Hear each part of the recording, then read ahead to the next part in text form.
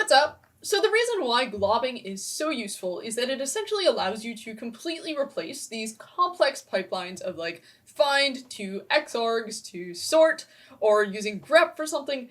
You can do all of this just via native ZSH globbing, and you don't need to be running these heavier commands a lot of the time when you're just doing some simple operations in some directory on some files and you just want to sort through and filter your files.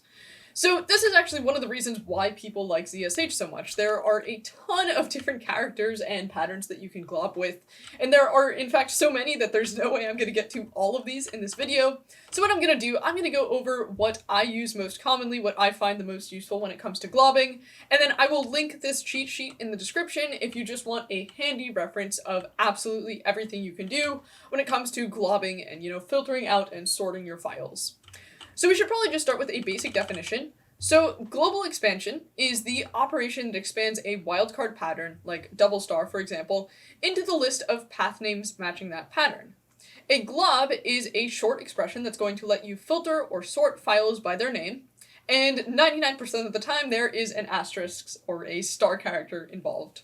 So the one thing you want to make sure you have enabled is these two options for your ZSH configuration, ._glob and extended_glob. Just add these into your ZSHRC file, reload your shell, and you should be good to go. So let's start with just the basic wildcard characters, the star, the double star, and the question mark. I have a directory that I made for this video with some files in it. Say I want to list out every single file in any subdirectories inside this directory. So I've got this directory more_files. Maybe that directory also has subdirectories inside it. I've got files throughout. What I can do is list out the double star, so recursively matching any possible subdirectories, / and then star. Star is going to match any particular string, so any file name here, and that is now every single file and directory that I have inside this globbing directory here.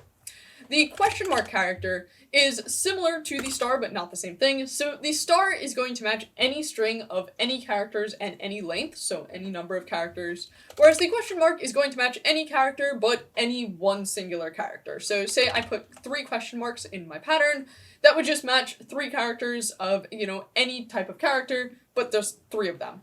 Okay, so that's the basic wildcards. Let's talk about something a little bit more useful. You can see that I've got a bunch of images in this directory. Maybe I want to just sort out these images so I could execute some command on my images or something like that. So what I can do, I can just do star, open parentheses, JPG, or oops, I did not mean to press enter, PNG, and then I can close that out. And this will filter my images. You'll notice the stars here on either end. I technically don't need the star at the end of there because none of these have anything coming after the PNG or the JPG. But I do need that star in the beginning because that star in the beginning is going to say match anything that comes before a JPG or a PNG. This pipe character, you're probably already familiar with it as symbolizing an OR. And yes, in this case, it just symbolizes an OR. Okay, so let's say I want to instead match all of my images, but no images that have the string bird in them. So this is pretty easy to do. I can do the same thing, but then say I do not want to match anything that has the string bird in it. And this not character is just the tilde. This is actually the same character as what symbolizes your home directory on Linux, but I don't think there's any relation here. If you happen to know the history of this character with ZSH, let me know if, I don't know, maybe there is a relation of some sort, but in this case, it just means do not match what is coming afterwards. So do not match anything that has the string bird in it with anything coming before or anything after. So this is already something pretty useful. This allows you to just quickly sort through and, filter your files out instead of using something more complex to do it. There's a lot of other stuff you can do too. So you'll notice I've got an executable file in this directory. Maybe I wanted to search through my directory and just print out any executable files. Well, there are a number of ways to do this, but one of the ways is with glob special patterns here. So I can do a star, open parentheses, and then a star inside that parentheses. This star inside the parentheses is going to symbolize executable files, so that will filter out my executable file there. I've also got a symlink file in a directory here, so this is going to find my symlink file for me there, so that's pretty cool, and there's a couple other of these as well, these special patterns that will match, certain file characteristics, and you can look through this cheat sheet if you want to learn more of those. So something else we can do is actually filter and sort out by things like modification date or file size. You'll notice that a lot of these files here, or actually all of these, were modified in the past day. So I could print out files modified in the past day. I could just do star open parentheses .m, and then I can do -1. And this is going to be files modified in the past day here. And actually, if I wanted to just do this recursively to show you an example, // modified in the past day. This isn't super useful considering these were all modified in the past day, so let me just make a new file here that is now modified. I just made this file. So let's actually filter out modified in the past minute, and I can do a $M that is going to symbolize modified in the past minute, and that now finds my file modified in the past minute. We can do the same thing, but sort by size. There's other characteristics as well, like access date, all sorts of other stuff. Again, back to this really useful list if you want to learn all of the different characteristics that you could filter by. But let's just filter by size, for example. So I've got this 49 kilobyte file, so let's just filter out anything that is greater than 49 kilobytes, so my bigger images here. So what I could do, I could list out my big images. I'll just do this recursively again, since why not? And I could do LK plus 50. K is going to be 4 kilobytes. And so now we're going to list out anything bigger than 50 kilobytes. And you can see these are all of my super big files that are bigger than 50 kilobytes. Oh, I actually should mention we can also do sorting. So we could highlight, for example, the biggest file and the smallest file, or the most recently modified and least recently modified, just to show you the syntax for this real quick. I could do a star, and then let's do, I don't know, let's do the most recently modified file. So .om. O is going to symbolize the most recently, in this case, modified, since the M is going to stand for modified. And then I want to do a 1 here. And then I can do this and close it out, and this should be my most recently modified file.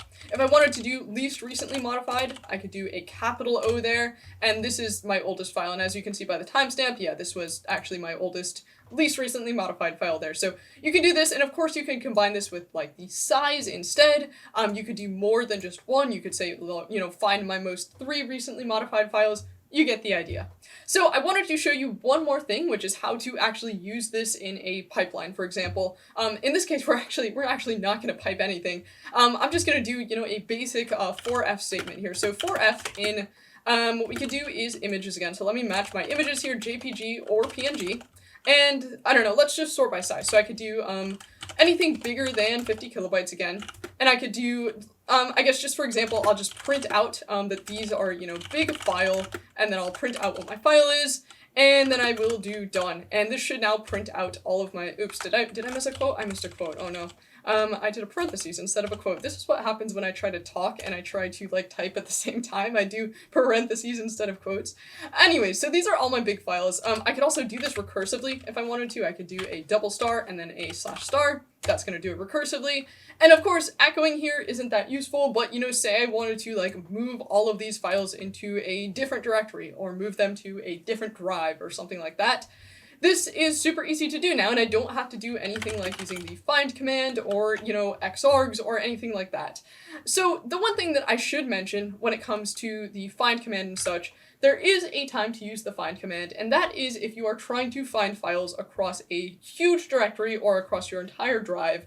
You don't want to be trying to glob out things in your home directory recursively, because that is going to take forever. The find command will be way more efficient in that case, as will other, dedicated commands as opposed to globbing. Globbing is really useful in the examples that I was showing you where you've got, a directory, a bunch of files in it, you want to sort them, filter them out, run some quick things on them. That is where globbing shines. Anyways, I hope you learned something. I hope you have a great rest of your day. I will see you next time. Peace!